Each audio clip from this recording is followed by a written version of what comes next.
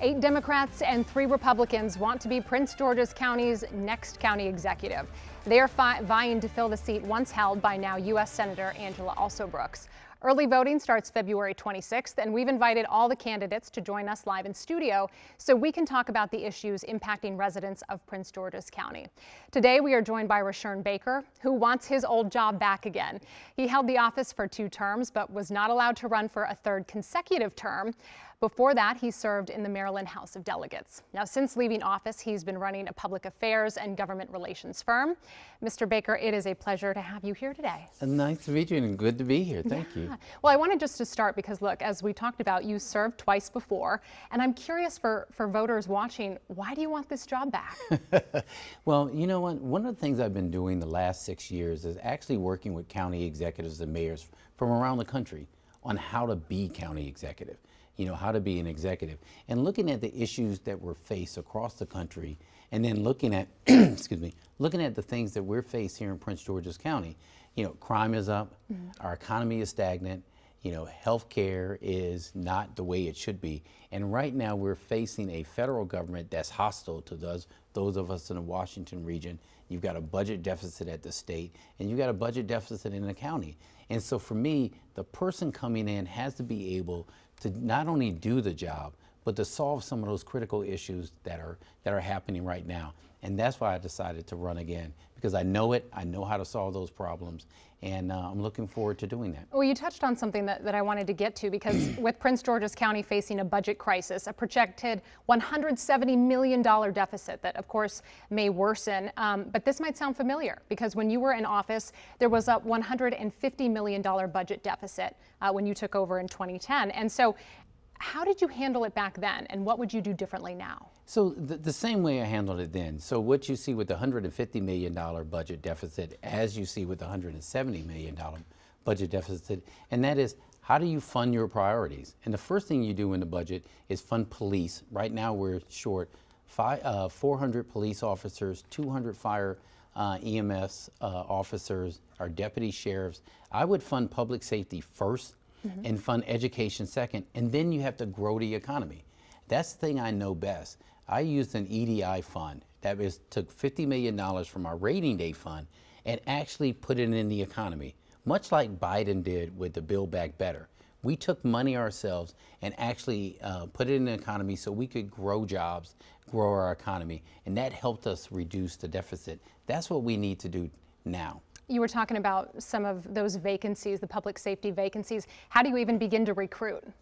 So 2 problems I see right now that we haven't done over the last 6 years in public safety is, 1, recruiting at the numbers we need, and 2, the fact that men and women now feel unappreciated. If you look at our competitors around us, whether it's the District of Columbia, Anne Arundel County, or Montgomery County, 1, their starting off pay is more for the individuals that we need. And also the other things that they need aren't what we should see in the county. And so what I want to do is, I've done this before, and to do it again is, 1, to make recruiting a priority, but also to make sure we're retaining the officers who currently are there. Sure. And so in every department, I want to do that. Let's talk about Prince George's County. Has one of the highest property tax rates, right, in Maryland, yet county residents often complain about trash, about snow removal, specifically the January snowstorm. It was just a complete mess. And actually, we've been reporting on this extensively. I wanted to play some sound for you from some residents that we spoke with. We forgive them because they did the right thing, and they came and they scraped our street just great this morning. It was just awesome to wake up to see a street that was clear. They may have been understaffed and may not have had the right resources and manpower to actually do the job. Well, it appears from this neighborhood they may have got that squared away. Yes, they did. My wife, she calls, she goes online, and she does all of that and she did for the previous snow, and she got results this time.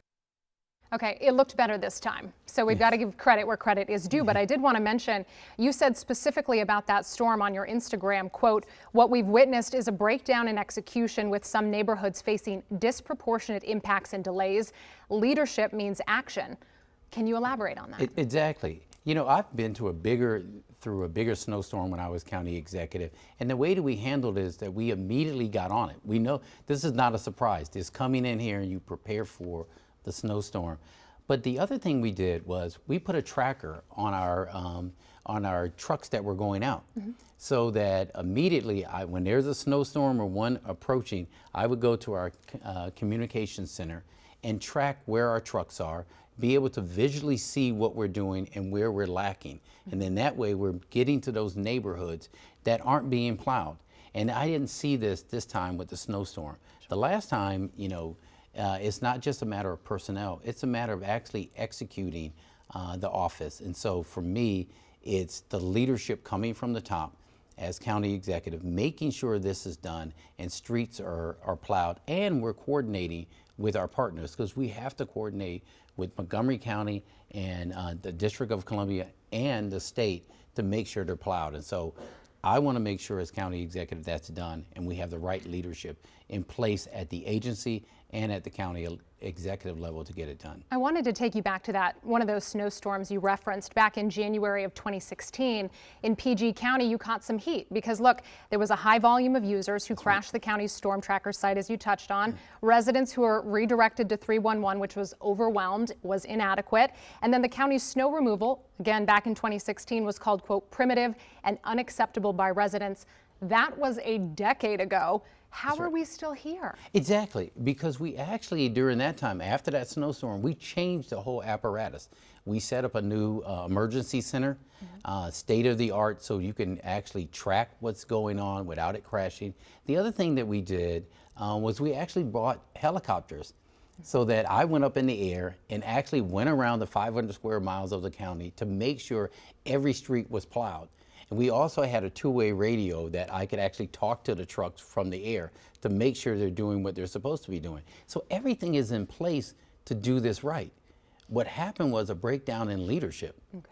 And you have to be on top of these things. Residents expect that their streets will be plowed.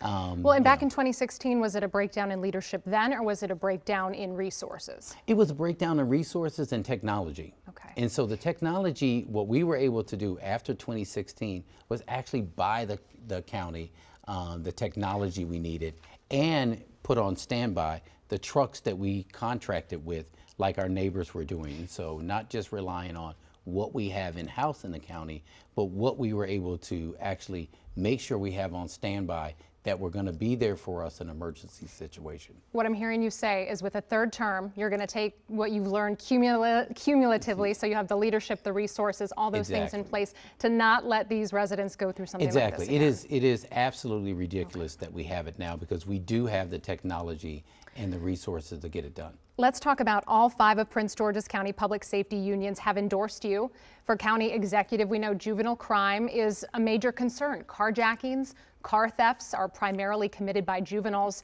Safety is a major issue. How are you proposing to manage this? So, you know, that's one of the things that we're very, very pleased about in this campaign, to have all the major public safety unions, fire, police, the sheriffs, our park and planning police, our 911 operators, all of those folks have backed my campaign, because what they said was, right now, over the last 6 years, we've seen the men and women and the people we need, the personnel, not meet the standard, not be able to have the numbers they need to be able to deliver the type of services that the county needs. And so for me, it is a matter of, one, bringing back the personnel, having the confidence of those men and women who are in these agencies, but also is doing something we did, you know, bringing back a program that was very successful during my administration. That was our Transforming Neighborhoods initiative, where we actually made government local. So we not only dealt with communities where there was crime,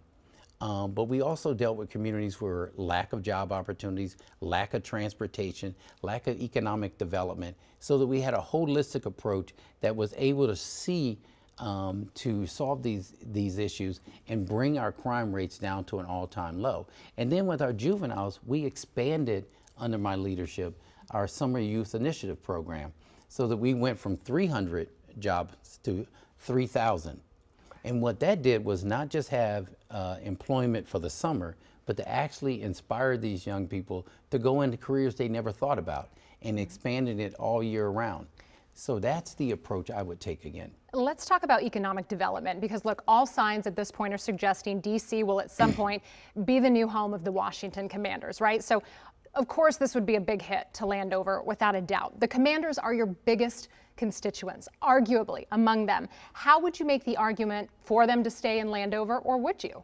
No, I would. I don't subscribe to the thought that they're going to come to D.C. I went through this when I was county executive, when Mayor Gray was the mayor and said that he wanted to bring them back. Because here are two things that I think are important. One is we've actually started to build around Landover Northwest Stadium. So now it doesn't look like it did when it was first built there. You've got a brand new hospital that we anchored at Largo. You've got investments we made at the Woodmore Town Center. You have hotels that we didn't have there today. So you have a site that actually can be developed for a downtown area and fan experience. And if you don't like that, I've got a site for you near National Harbor and MGM, our entertainment district, to keep the team here. So I don't say it's a foregone conclusion we'll lose them. I've negotiated this contract before, and I can keep them here. I did want to talk about education. We had touched on this just a moment ago. 62% of Prince George's County budget is dedicated to public education, but we have massive performance issues across the board. And so I'm curious here, how do you balance a budget? Where is money coming from for education? How do you even begin to talk to people about this? So the first thing about our education system that's different from when I was county executive, and this is something I would lean in on, is people are afraid to send their kids to our schools. They're afraid to put them on our bus. Safety has become the paramount issue in our education system over academic rigor. So I want to make sure we go back to what we should do. One, to make sure our schools are safe.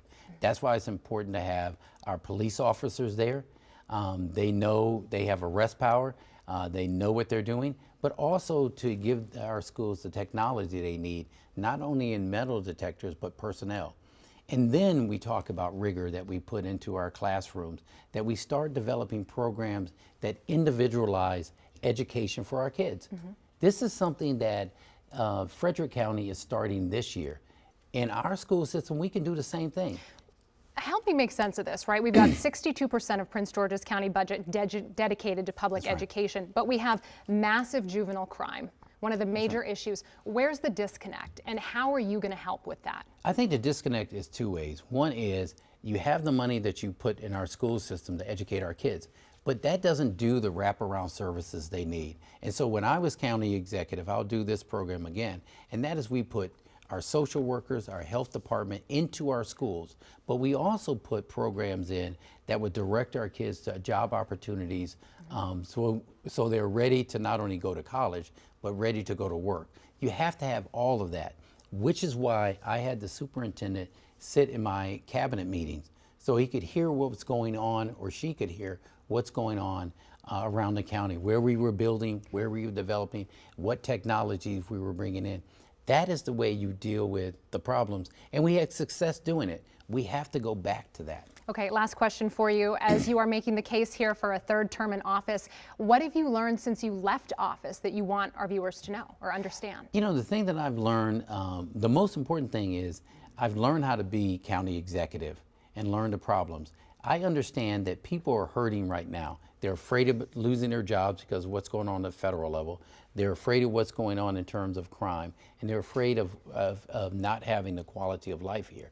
I've learned how to build these things in the county and can get them done, and we need to be able to do that immediately, and that's the thing that I have. Let's see if I can squeeze in one more. With roughly 10% of the jobs in the county being federal, again, you've served under a Trump administration before, but how do you address potential cuts to federal funding and jobs in the county in a nutshell? So two things you do. This is where we can use our economic development money to maybe start some businesses with those folks at the federal level who aren't going to go back. That's the first thing we do that. The second thing is we got to push back on the federal government. We've got to say no. We can't accept the fact that they're going to send these folks home. That means not only Prince George's County, what I did when the Trump administration was here before, we teamed up with the District of Columbia, Northern Virginia, Montgomery County, and partners that I had from around the country with our County Executives of America to push back on the Trump administration. All right. Thank you again, Mr. Baker. We appreciate having you here in studio today. Thank you for having me. Yeah, thanks for joining us. Just a reminder, early voting in Prince George's County begins February 26th. The primary takes place March 4th, and the general election will be on June 3rd. And tomorrow at 4:30 p.m., we will be joined by Republican candidate Jesse Peed. We'll be back after the break.